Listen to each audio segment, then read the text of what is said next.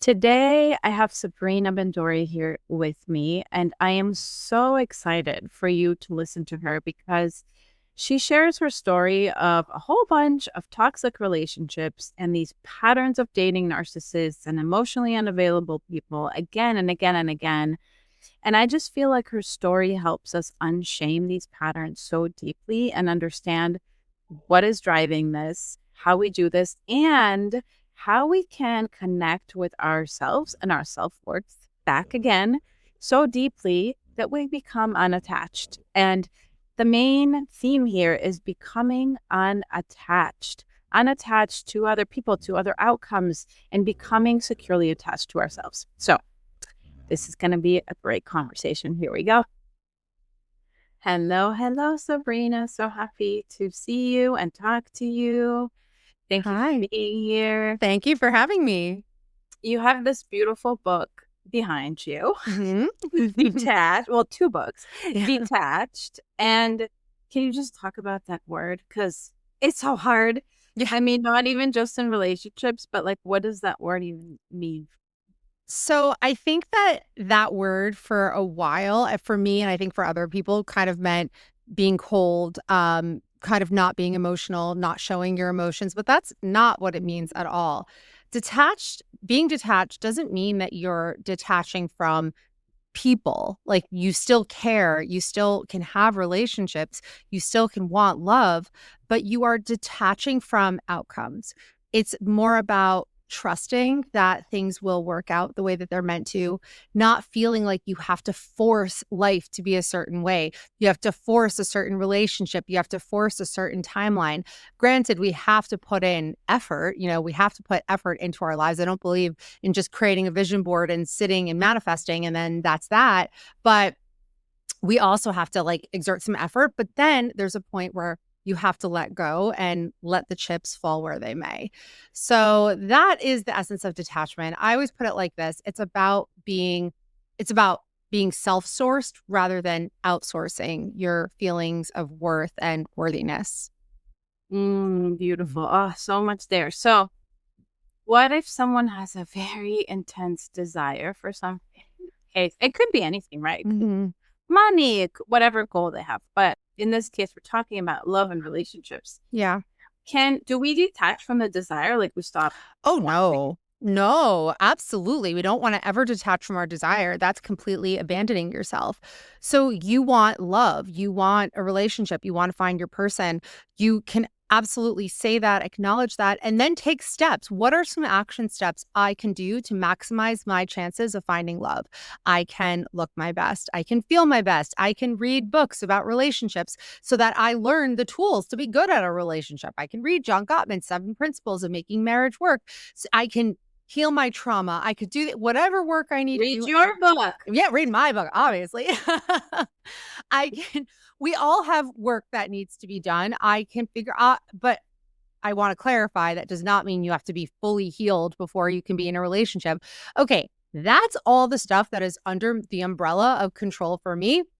I'm going to do all those things. Now, in terms of when it happens, how it happens, that is not under my control. So, in the meantime, I'm just going to enjoy where I'm at in life. I'm going to enjoy it for what it is in that moment. I'm going to make the best of it. And as somebody who has lived in circumstances that weren't ideal for a long time, whether it was me wanting love, wanting money, wanting a certain to get to a certain place in my career, wanting to exit from a very toxic business partnership that I was stuck in for a very long time, you can I mean, the circumstances are the circumstances. If you're single either way, whether you choose to be miserable about it or whether you choose to embrace it for what it is. So we always want to be taking the steps towards what we ultimately want, but at the same time, you cannot live in absolute misery and despair over where you happen to be at that moment in time. It just makes for a miserable life. It puts you in a very fear-based place, and then you start making decisions out of fear. Maybe you start going out with guys where, like, otherwise you would not have gone out with them, but you force yourself to because you're so scared of ending up alone, and then it doesn't work out, and then it proves to you once again that nothing's gonna work out for you. You're never gonna find love. It's hopeless, and you live in this loop. So the reality is the reality. Your mindset determines whether you are going to suffer in that reality or whether you can make it a hospitable? I think like a place where you are happy to inhabit until you move to that next phase in your life. So if somebody's really desperate, like so desperate for a partner, and they're just in that energy of like Mm. very intense desperation, and it's kind of maybe takes over their lives, maybe it's just a big part of their life, they're feeling it. Mhm. What would you encourage them to do? Well, first, I would give them a little bit of tough love and say the stink of desperation poisons everything, not just romantic relationships. When someone is desperate to be your friend, when someone is desperate to sell you something, there are certain stores I remember, back in the days where I actually went to stores to go shopping. Now I do everything online. But like when the sales girls are just like on top of you and are just desperate to like make that sale, get that commission, whenever there's desperation attached to something, people immediately put their guard up. So if you're feeling so desperate for love, again, do not deny your desire. Yes, I want love. I want to find my person, but you have to channel that energy into something else. Otherwise, it's too much. There's too much at stake. You can't be detached because you're so attached to the outcome, the potential outcome. So I would say, embrace your friendships, spend more time with friends, make your life something wonderful, something that you love, something that brings you so much joy and fulfillment. One thing about my single life that like I ache for today as a mother of four who is very much tethered to being in one spot. My kids like will cry if I like even leave to go to the pharmacy for 20 minutes. Is I used to travel so much and it was so fun just being single and being free and living for myself. Pursue your passions, pursue hobbies, make your life full. It's normally if you're desperate for a relationship like that, it's usually because there's some sort of emptiness within your life. You're feeling a lack and you want the relationship to fill that void. But a relationship can't really fill a void like that. And so I would say try to look at ways in which you can fulfill that void within yourself first. And that just makes a relationship a happier place because you're coming into it already full with a well-rounded life. Mm. I remember like a good friend of mine saying, when you have a partner, it doesn't necessarily mean you're going to be happy. Like Mm, all the time. It's not like, yeah. oh, now I'm happy and all the time and everything's fine. It's like, no. Um, what what is that void? Like, can you talk more about that void, like the origins of it, why it's there? Especially I feel like for women, Mhm. there's so much history of us needing to be married, right? Oh, yeah. Oh, that's the whole first chapter of my book, my new book. That's not out yet. The Feminine Code is yeah, all the programming that we experience, usually on a subconscious level, about this ultimate desire to be chosen and how that is what makes you worthy is being chosen. And okay, so your original question was like, where does that void come from?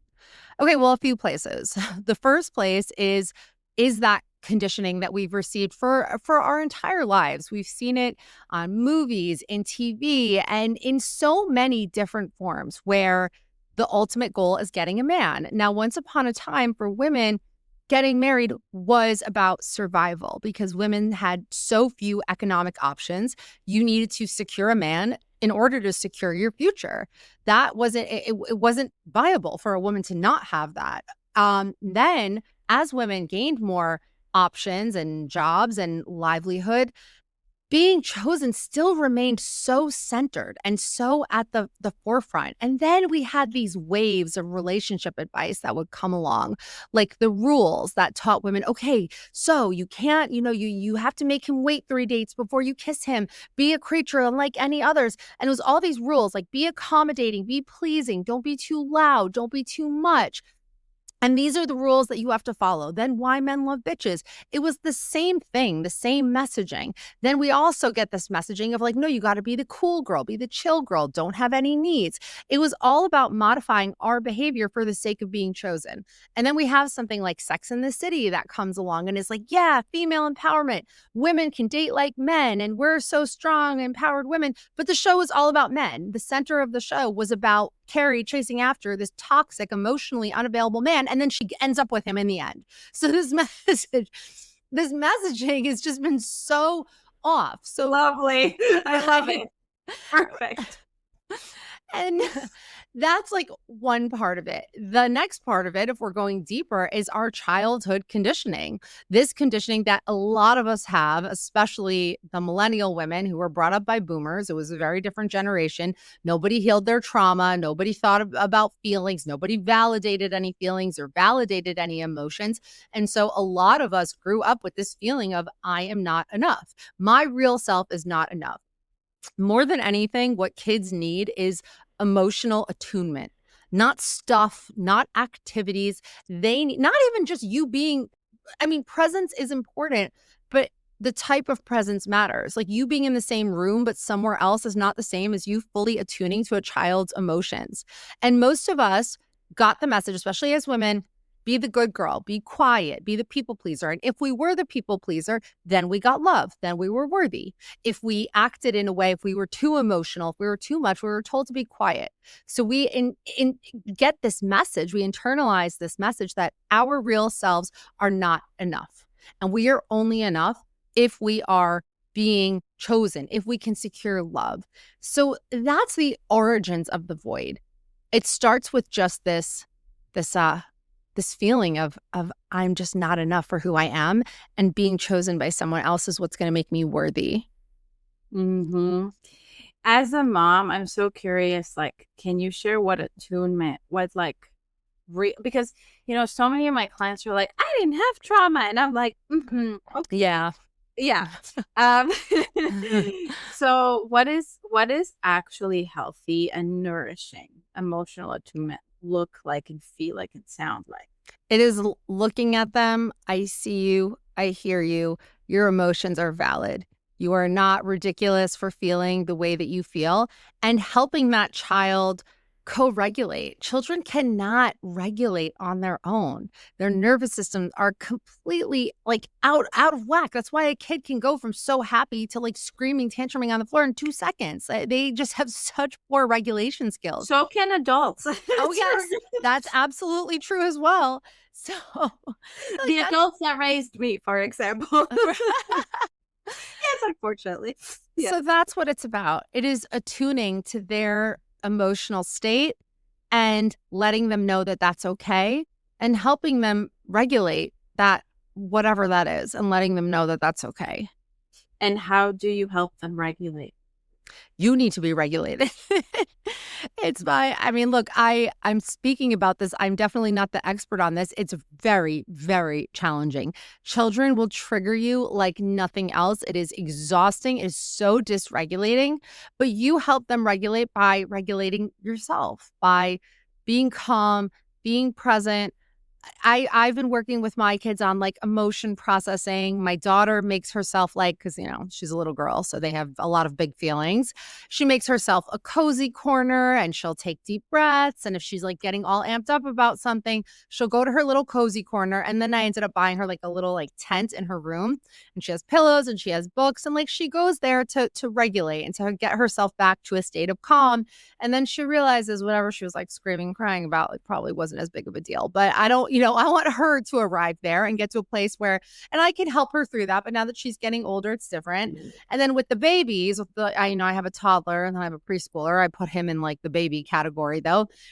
With them, it's just much more about riding it out with them, okay? And normally the feelings, they're big, they're explosive. You just sit, you stay centered, and you stay calm. And a lot of the time, they're going to match your energy. Like when I get frustrated with them, or when I'm like yelling because I'm frustrated, it just makes everything so much worse. It's just going to amplify it. If you want them to dial back down, you kind of have to set the standard, and then they'll match you. There's mirror neurons. It's true with people. This is why one person yawns, the other person yawns. It kind of has that effect. And so our nervous systems are linked. We do sync up with each other. This is why when you're around somebody who's very stressed out and anxious, you feel stressed out and anxious. So with kids are hyper attuned to the adults around them, because they rely on the adults for their survival, whether they're, obviously they don't like realize this fully on a conscious level. So once you set that standard, they'll match you, and then they can calm down and it's like nothing ever happened. Beautiful. I love Mhm. that. And that's how many of us have had that? Very few. Yeah. And in our age, age group. How do women get to a point where they feel chosen without a man? And even if they're in a partnership, how do they start to just feel like chosen inside? Well, it goes back to the cliche that you have to choose yourself. You have to anchor into, I know that I'm worthy. I know that I'm valuable. I know that I'm lovable. And a lot of women, a lot of my clients will push back against me, but I don't know that. And I don't feel that. And you know what I say? Just tell it to yourself anyway. Like, you don't need to see it and then believe it. Start to believe it and then you'll see it, and stack up evidence that you are who you say you are. Keep promises to yourself. If you have I remember, for example, I remember at a certain point in time in my life, especially as I got to my late 20s, everything started shifting around me. So many of my friends were moving away. I think that they get to this point living in New York City where you're like done after a certain point. It's like it's too expensive, it's too chaotic, and they all wanted to go back where they came from, whether it's like the South or California. And I remember I had like no friends left. And then I was like, okay, what I really want for myself, the life I want is I want like a big friend group. I want to have amazing experiences. I want to take advantage of like living in the city. And I'm a very introverted person. I'm someone who's very happy to just be home and stay there and not leave. But I really kind of forced myself to go out of my comfort zone. And I did end up making like a whole new amazing group of friends and living exactly what it was that I wanted and pursuing that. And that felt really good. And I had this point in time. I talk about this a lot. I write about it in the book. I talk about it on my page all the time. The summer of me, where I was so burnt out on dating. I was just so over it. It was one disaster after the next. And you have to keep in mind that I was a relationship writer. I had a very successful relationship blog. My career was giving relationship advice. So not only was I like failing in my personal life, but I felt like a fraud professionally because I was like, how am I going to have this career if I can't get it together? And so I decided to just fully step back, stop trying to be chosen, stop trying to get the outside world to validate me and tell me I was okay and I was worthy and I was enough, and instead just live a life that I really loved and really cultivate my self-worth and feeling good about who I am. And I did that. And after that, everything changed. Like all of a sudden, all these men were coming out of the woodwork from every corner of the earth. And that's when I reconnected with my husband. We had dated in high school and for 10 years, we were in and out of each other's lives. We reconnected. And very soon after that, it was like we were in a serious relationship. And 6 months later, we were engaged. And then 6 months later, we were married. And then a few months after that, we were pregnant. Like, and then life just sped up after that. But it was Wow. like a decade of being in the trenches, being in hell with dating, the same toxic cycles over and over. So it really, it's not a coincidence that it all changed as soon as I chose myself. Yeah. Mhm. Can you talk about the toxic side? Oh, the toxic cycles I went through? Oh, God. Yes, and yeah, and because, it's Mhm. so easy to be like, "Okay, we've done all this healing and now it's done, and you Yeah. should have someone perfect." No, it's never done. Okay, so for me, without making this 5 hours long, I had a major unworthiness wound because growing up I was the unattractive friend. I was like a little bit bigger than my friends, and so all I wanted was to be chosen. And then when I got to my late teens, I was very attractive and I would just put pleasing a man above anything else. And this makes you very susceptible to bad people and narcissists. And in college, I got involved with a guy. I didn't even have the language for it at the time, even though I was a psychology major and literally I was taking abnormal psych the semester I started dating him. I'm literally learning about the cluster B personality disorders, and I did not see what was right in front of me. And I don't say narcissist like, oh, he was selfish. I mean, nothing was ever his fault. He twisted everything around to make me feel actually crazy. The gaslighting. And again, like these are terms that get thrown around. So I want to like paint a picture of what that actually looks like. With him, very early on, he had just been dumped by his ex-girlfriend. He was depressed. He was miserable. We met out one night. It was pretty electric. And this whole story is the prologue of my new book, by the way. It's quite a story. Anyway, so then we started seeing each other. And then I found out that he was seeing his ex behind my back again. And I was like, oh my God, like, how can you do this? And he made me feel like it was my fault for having expectations of him because we were so early on in dating. And he managed to twist things around so much that I ended up apologizing to him for being upset that he was seeing his ex-girlfriend behind my back. And I wasn't stupid. I was a smart person. This But is I'm relating. Don't worry. right? I'm relating. Yes. I know. For anyone listening who's like, what an idiot this girl is, they can twist reality to that extent where I was like, you're right. Like, you're depressed, you're struggling, and things were so up in the air with her, and you didn't know, and you poor guy, like, you figure it out. Like, he made me feel like I was unreasonable for being upset about this. And he ended up ending it with her for good this time. He came back. Of course, I took him back without a second thought, like, no consequences. That relationship basically went on like that, where he would just do these things. Like, he could be really wonderful and he could be so heinously awful. Sorry. Okay, so I'm sorry. Okay, like, they're home, of course. Like, even though there's two adults down there, my nanny, my husband are home. I'm like, okay, fine. Okay. So Anyway, this is the cycle of abuse. this was the cycle of abuse. Yeah. One time he told me that the reason he chose me is because he knew he could never breed with somebody like me. He could never have kids with somebody like me. He's like, so I knew I would never get too attached to you because I would never want to have kids with someone like you. This stuck with me and never left me and governed. When you don't challenge those beliefs that you internalize, my whole life, I was like, no man's ever going to want to marry me. No man's going to want to have kids with me. It led to this feeling of like panic because I always knew I wanted 4 kids and I have 4 kids. So I got it in the end. So he would make me feel absolutely crazy. Okay. In the end, he ended up cheating on me and leaving me for her and acting like I never even mattered or existed. Acting like me being upset was again, the gaslighting was almost like, he was like, well, it was just never, it wasn't working. It wasn't going to work. So like, what did you expect? And I'm like, I was with you for a year. I did everything for you. Like everything I had, I gave to that relationship. And then in the end, he was like, what did you think was going to happen? Almost like I was a fool. So after that, you don't just recover from something like that. A breakup with a narcissist is a very specific kind of agony because I feel like it. I mean, I have done this several times, and I feel like it just makes you so crazy. And it does. You can't trust yourself. That's the thing. They leave, and it's not just the devastation of this person leaving, even though they're awful.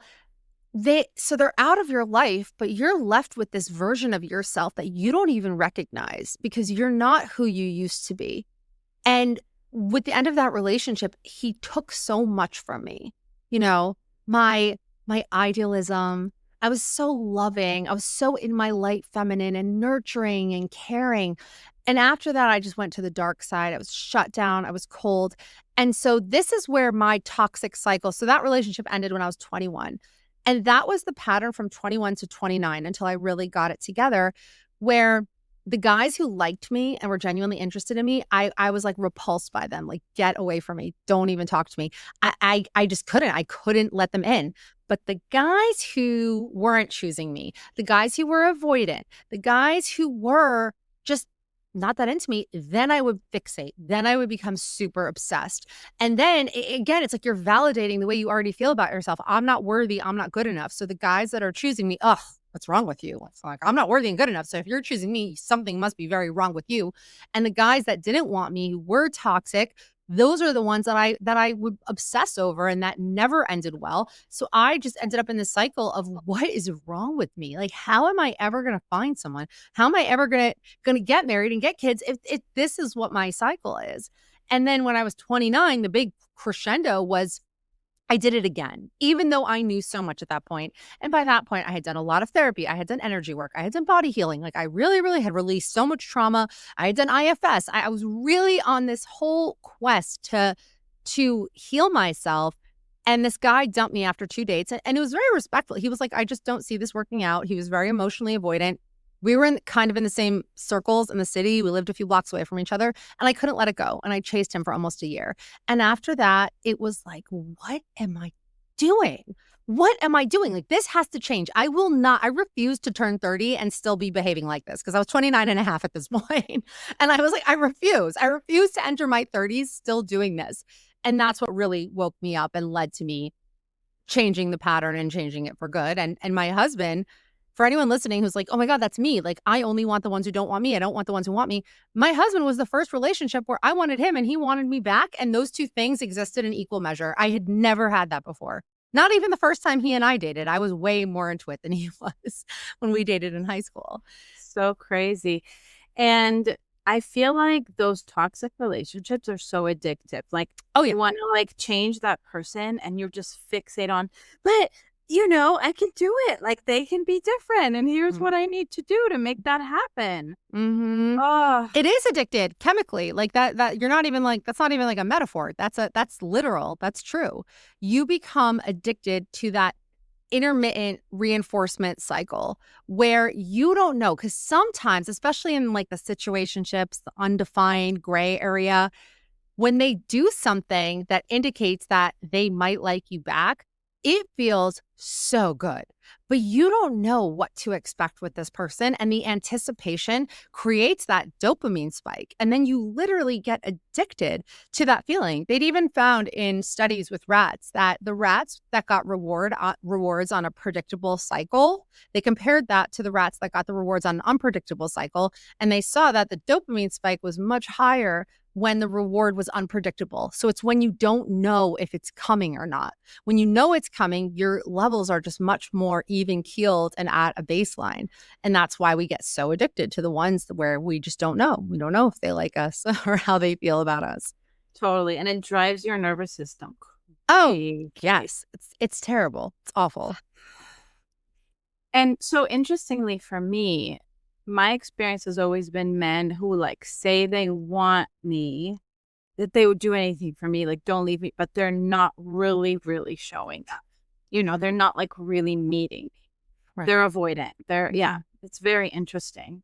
And it can be confusing because you're like, well, but you do want me, but you don't really. Right. Like, And if that's what you attract, the question you need to ask yourself is, what is this reflecting back to me about me? Because usually it's a mirror for something within yourself. And if you're attracting emotionally avoidant people, it's because there's a part of you that's emotionally avoidant and emotionally unavailable. For me, I mean, if you looked at me when I was in my 20s, with certain guys, I seemed like this desperate, love-starved puppy. But at the same time, I was terrified of ever being hurt again, the way I'd been hurt by that narcissist. So I was emotionally blocked. I could never really connect with anyone. That's why I was just wasting my time on guys that were clearly wastes of time. And the guys that were genuine, I was too scared to even go there. So on the surface, I was like, yeah, I want love. I want to find my person. But deep down, I was terrified of it. And the fear was completely overriding the desire. yeah, absolutely. I know I have that part for sure. Mm-hmm. How did you work with that, like in yourself, when the avoidant part in you? Yeah. Okay. So that was a multi-step process. First is I had to start treating myself as if I respected myself. And I didn't respect myself because I had done so many stupid things and made so many bad choices. And the evidence kind of stacks up after a while where you're like, I'm a fool, I'm a failure. So the first big thing for me, I call this the George Costanza technique. I don't know if you ever watched Seinfeld, but there was an episode where George, he's this downtrodden guy, nothing ever goes well. He's like, everything in my life is terrible. So I am just going to do the opposite. So I'm going to do the opposite of every instinct I have. And one day he like wants to order an egg salad sandwich and instead he orders tuna, and like, this beautiful woman is like, oh my God, I ordered the exact same sandwich as you.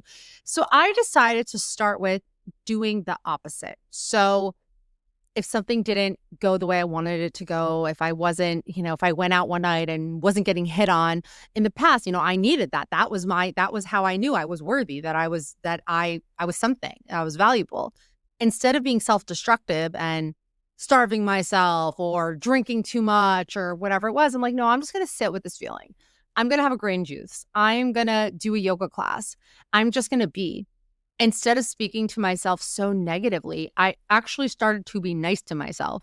And then I actually started to make choices that were in alignment with who I wanted to be, rather than just feeding into the same self destructive cycle that I had been doing for so long. And I also just stopped focusing on men, stopped centering men in my life, and centered myself. I chose myself. And like I said, I was traveling, I had beautiful friendships. I really worked on my writing because we all have that thing that makes us feel alive and makes us feel like, okay, I was put in this world to do that thing. Mine is writing. That is the thing. I was like given one talent in this world, and it's that. And so, I'm I, sure more than one. well, that's the main one. And so I was like, I really want to hone in on this. I want to, and that just made me feel so good. That really gave me this sense of purpose in my life. And it made me realize I am so much more than whether or not some avoidant guy chooses me. And then I started just once I made that shift, everything just kind of started to click into place. And but I do want to add, it's not just, oh, I did these few things over one summer and it was magic. Those things were important, but I had also done so much leading up to it. The problem is I wasn't consistent. I would do therapy and I would do the hypnosis and I would have all these breakthroughs, but then I would backslide back into the old ways. So this time I really made an effort to not do that, to really, I know that I'm someone with a lot of grit. I really am. I can power through and persevere. And so I channeled that into this. I'm not going to let myself go back down the same self-destructive roads. I'm not going to keep living the same cycles over and over again.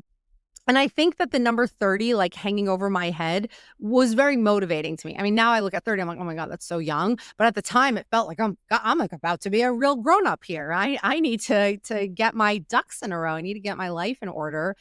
And so I just did it. And sometimes, and I see this all the time with my clients, you have to hit that rock bottom.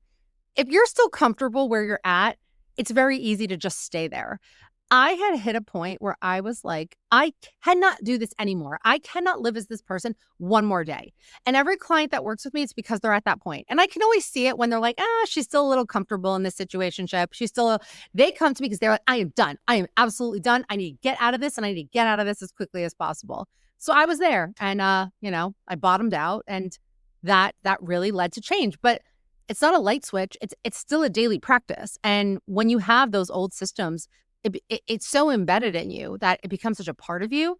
And so it's almost like it's a lifelong work to separate that out, but it becomes easier and you get better at catching yourself before you sink into those old familiar ways. Yeah, I love this because it's so unshaming, like the way you're talking about it. And would you call it like love addiction? Love addiction? I don't know if I call it love addiction.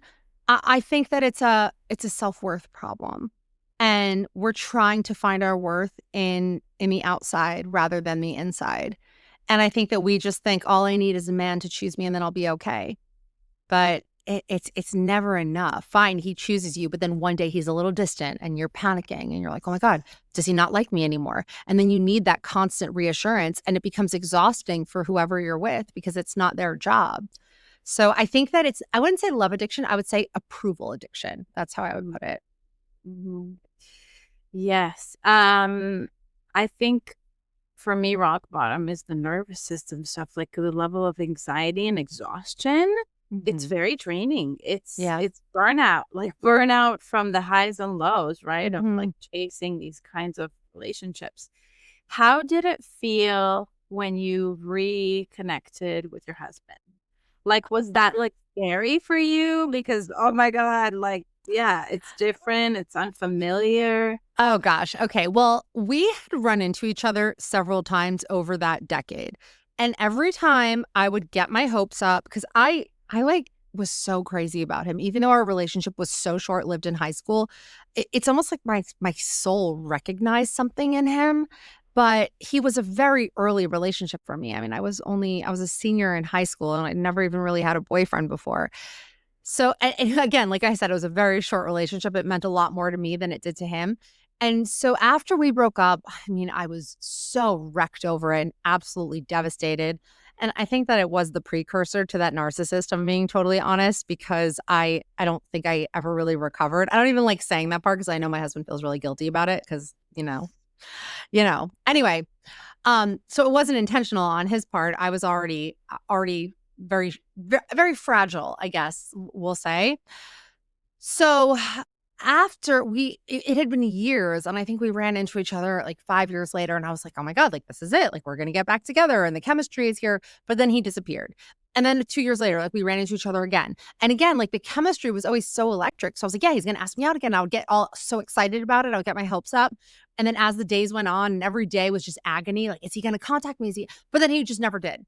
Then one time we ran into each other and we would start talking, like we were like texting here and there, but it just never went anywhere. So the final time we ran into each other, it was during the infamous Summer of Me. It was in Central Park. I saw him and I was with a friend and she was really upset about some guy. And I was like, no, we got to go say hi to him. She's like, no, I don't want to talk to people right now. I'm like, you don't understand. I only see him like once every few years. I need to go say hi. But this time I didn't have any hopes or any expectations. What I did is after we saw each other, I messaged him and we had like a nice little chat and I opened the door wide for him to ask me out. Said something like, he asked me a question. I was like, this story's so much better in person. He was like, oh yeah, okay. Haha, nice seeing you. Like, good night. And I was like, all right, forget it. Forget it. And I didn't get upset. I didn't attach to any outcome. I moved on with my fabulous life because my life was so fabulous at that point. And then for reasons that unknown that he can't even articulate, at the end of the summer, I was in Italy and I was posting pictures online, like when I was on my trip, and he started liking them. And I got this feeling, and I told my friend, and she'll vouch for me. I was like, he likes me again. She's like, Sabrina, like you always think that, and it's never true. And I was like, no. When we come back, a few days after we come back, I bet I'm going to hear from him. He's going to reach out to me. And that's exactly what happened. He reached out to me, asked me out. Our first date was 7 hours long. But on the day that like I knew that of our first date, I was so nervous. I remember that was the longest day of my entire life. It was the longest day. I remember every like minute just ticking by so slowly because I've been waiting for this for 10 years. I can't believe this day is like finally here. But I controlled myself. That first date, I was very nervous. Fine. We had an amazing date, 7 hours long. In those early phases of the relationship, I did not get too attached. I kept my other options open. I allowed myself to mentally picture all the ways things could go rather than what I would do in the past is just latch on forcefully and think I have to make this work and this has to. Instead, I was like, I would love for this to work out. Like, what a story. That would be incredible, but I'll be okay if it doesn't. And, he was just so into me from the beginning. The relationship moved pretty quickly. We were just on the same page. And it was just the healthiest relationship I'd ever been in. And it was so nice. Just the absence of how does he feel about me? And am I going to hear from him? There was just no worry. And then there was a point in time where I got very freaked out by that. I was like, it's going too well. Like this is weird. This is weird. And I realized that I had to get comfortable in that discomfort. And the discomfort didn't mean that there was something wrong. It didn't mean that there was something bad. It didn't mean that it was a red flag. It was just completely foreign to me because I'd never had that before. Because I never let myself have that before because I'd always run away from it in the past and run towards the damage cases. So I did have a period of like, this is weird, of like picking him apart, of trying to figure out like what could possibly go wrong. But then I stopped myself because I saw what I was doing for what it was. And then I was like, I am just going to lean into this because this is so nice. And we've been married now for almost 11 years. And I can tell you, just being with someone who has a secure attachment style, who is emotionally available, it's just so wonderful. Life is just so hard as it is. I cannot even fathom doing life with someone like that crazy narcissist or the emotionally avoidant guys that I went after. I just couldn't fathom it. It would just be misery. Can you share?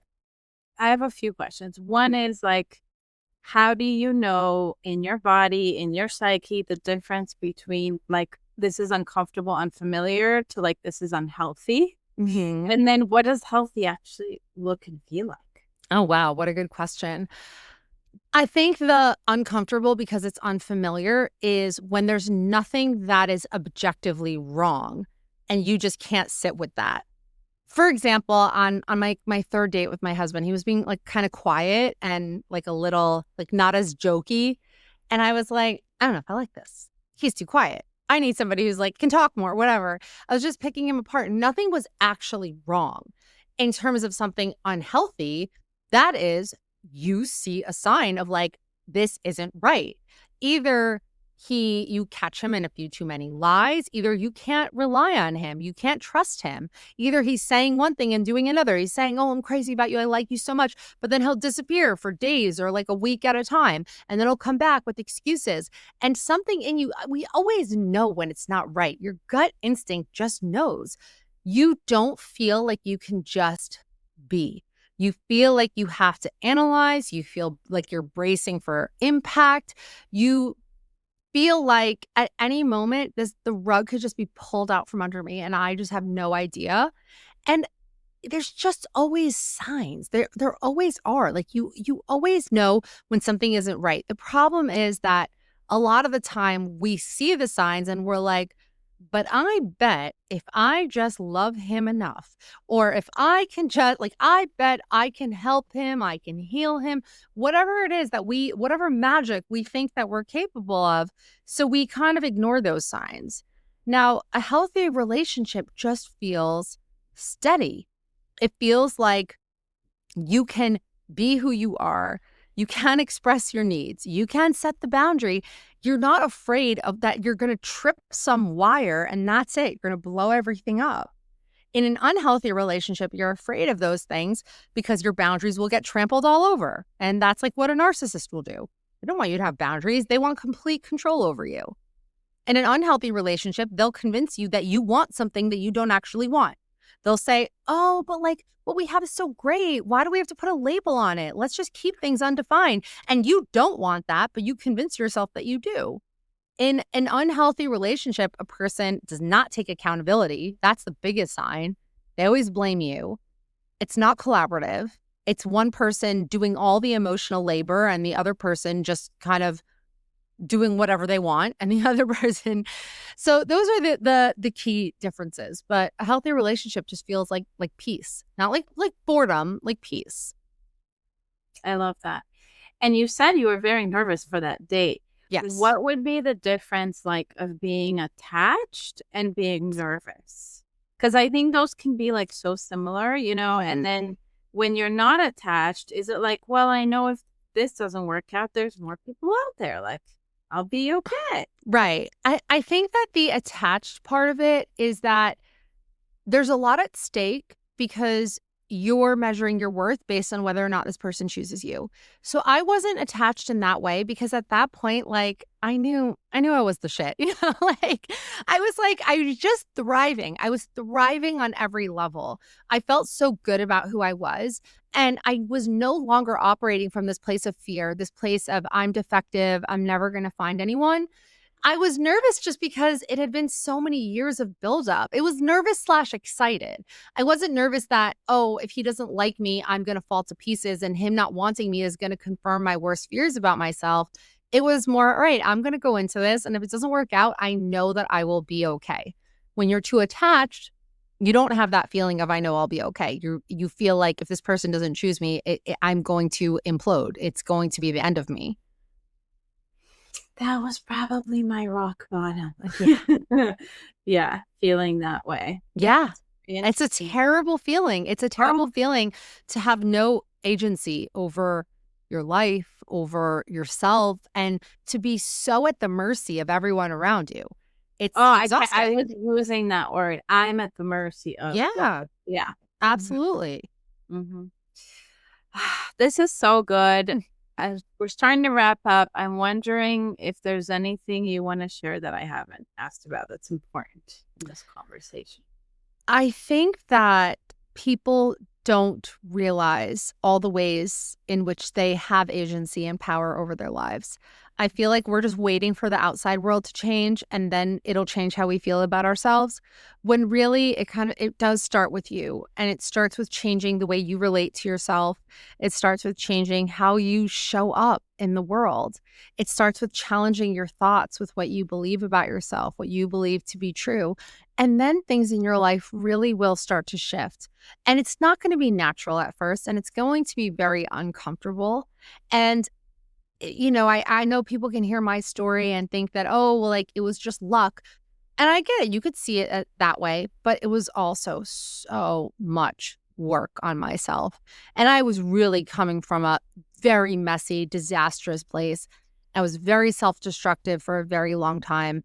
And I really had to decide to not be that way anymore. But it's more than just a decision, it is committing to implementing and really changing the narrative, changing the story that you've been telling yourself about yourself, probably for your whole life, and then aligning with a new story that is who you want to be. I love that. Thank you. You have 2 books. When is the second one coming out? The third one. So I have 2 books. They're both behind me. You're Overthinking It and Detached. And my third book, The Feminine Code, is coming out June 16th. Wow, that's so exciting. This will probably be out around then. So perfect. Amazing. Get the book. It's on Amazon, on Shop Catalog. It's really an investigation into why women end up in the types of relationships that I described with that narcissist. Why do we sell ourselves out for the sake of being chosen? Where does this come from? Where does it originate? And how do we heal from it? And what is a new code? It's called the feminine code because what is our new code? What is our new standard for operating? It was kind of, for me, I was very, I guess I don't want to say inspired, but the book Why Men Love Bitches definitely rocked me when I was in my 20s and I read it. But there was no how and why in there. It was just, this is what you need to do. You need to value yourself. You need to not let him walk all over you. I'm like, yeah, I need to do this. But why was I like this in the first place? And how can I stop? Because I know you're telling me to stop, but when I'm sitting on the couch and I'm like desperate to text him and I can't, and I'm feeling nauseous because he hasn't texted me back yet. How do I just sit with that? How do I deal with it? And so this really teaches you how to do that, how to actually be that person, how to be that woman who never sells herself out or loses herself for the sake of a man ever again. I love that. I want to read all your books. They all sound amazing. And can people also work with you one-on-one? Like, do you teach workshops? Yes, they can. I have an 8-week course. And as part of the course, you get to work with me one-on-one. I also have an inner circle membership where I've been doing this for 16 years. So all the content that I've created, I come out with new masterclasses every month on all topics. We do detachment. I do a whole series on the Summer of You where I teach you how to do what I did in my Summer of Me, classes on how to be charming, how to be approachable, how to build your self-worth, how to heal your mother wounds, like so much. So all of that can be found at my website, sabrinabendory.com, or you can reach out to me. You can DM me on Instagram. I am at Sabrina Bendory, and my podcast is You Will Be Okay, because you will be okay. Yeah. I love that. Okay, we're going to link everything. Sabrina, thank you so much. Thank you. Thank you so much for having me. And you have to send me your address. I'll send you an advanced copy of the book. So send it to me. Okay, amazing.